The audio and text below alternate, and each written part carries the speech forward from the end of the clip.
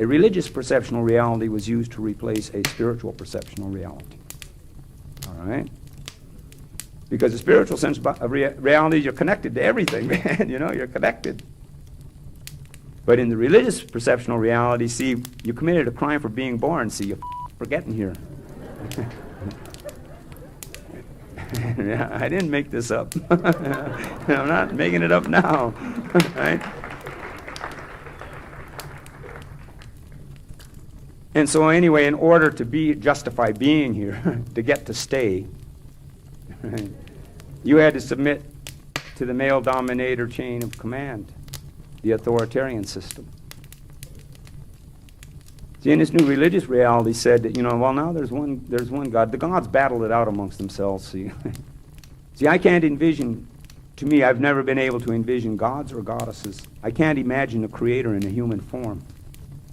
I can't. And I think our path to trouble started when we started to do it that way. All right, looking at the earth as the mother and these things, call her the goddess, whatever, and this and that. See, but I don't go with God because I know that's a limited perceptional reality. See, they forced it on us, but the trouble came. See, when we decided that the creator entity had a human form. See, because then that rationalized and justified mistreating the rest of the natural world. All right, I mean, sexism and racism came out of this perceptional change because once the earth, under the new God thing, see, the earth was no longer the mother. The earth was the property of this new God and all God's children. See, God didn't have a lot then, but they were very mean, so their numbers expanded through terror. See, but God's children, their job and objective was to subdue the earth for this God. So in order to achieve that objective, they had to create sexism. See, sexism's got to do with how we live with the earth. And racism, because now the earth was property, and all spiritual value was away from the earth, Real spiritual value was now a religious perceptional thing, and right, so it wasn't all-encompassing. It wasn't just a part of the reality anymore.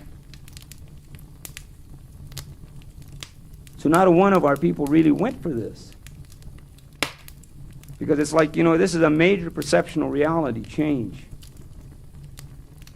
But anyway, we committed a moral crime for getting here, so now we had to submit to that worldview. To me, coherently to me, it's clearly a very blatant perceptional altering how one perceives reality. I mean, it's brainwashing intensified at its maximum, right? Because our ancestors were forced to see life differently in order to remain just physically alive. All right, it's like, I don't really know that much about what happened to Europe, but I would suggest every person of European descendancy that you go and you study. You want to know more about your reality? Go and study your tribal ancestry and see how you got civilized. All right? See how you got civilized. Because terrible things happened. And these terrible things, these are what altered the perceptional reality. See, and because the basic part of this, and that altering of the perceptional reality, what we're getting down to is it made us become irresponsible as human beings. Because, see, we can blame the bad guys for being bad guys, but that don't work. It's not enough. It's about human beings remembering their spiritual identity and accepting the responsibility from that perceptional reality. Taking responsibility.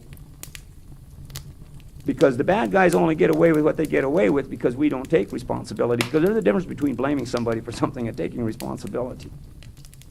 So when Columbus got here, he got off the boat and he said to the first people he saw, "Who are you?" And the first people he saw said, "We're human beings." And Columbus said, "Oh, Indians." And right now, when I'm talking Columbus, is every descendant of the tribe of Europe that came. Right? We're not talking one person here. We're talking a mindset. All right, this is a mentality that came, the Columbus mentality. We name it, right? But it isn't about discovering. This is, it's like almost like this is when the virus got here, and this is how long it's been here. But because, we've never had this disease before, that we have no natural, we don't have an immunity to it. But if we can survive the ravages of this disease, we will evolve an immunity to it because we are the part of the earth, and that's what happens. Right? Anyway, Columbus got here. And he didn't know what it meant to be a human being.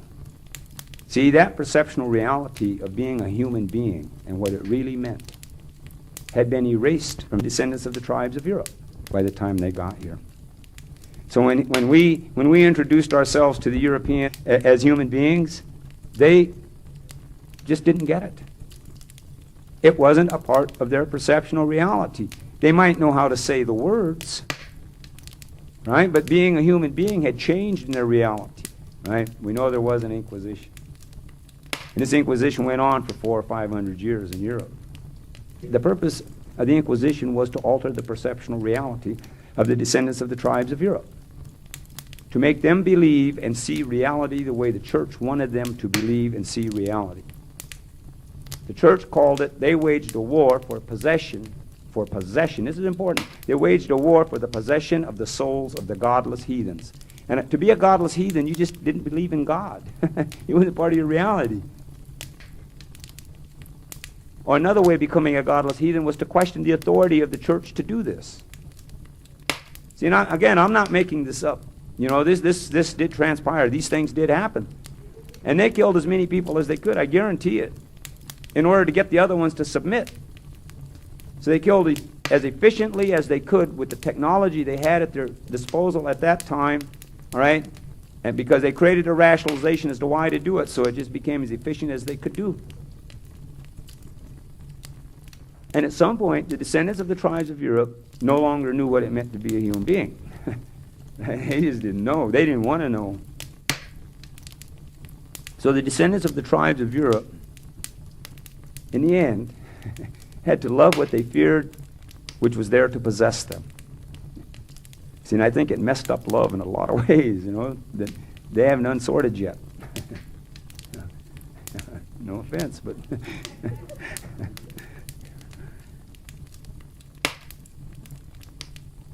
But anyway, all of this took place through our intelligence. Our intelligence. Now, whoever it is we pray to, right? Whoever it is we pray to, however we pray, however we do that, all right? I think that we have an obligation and a responsibility, and it's about respect.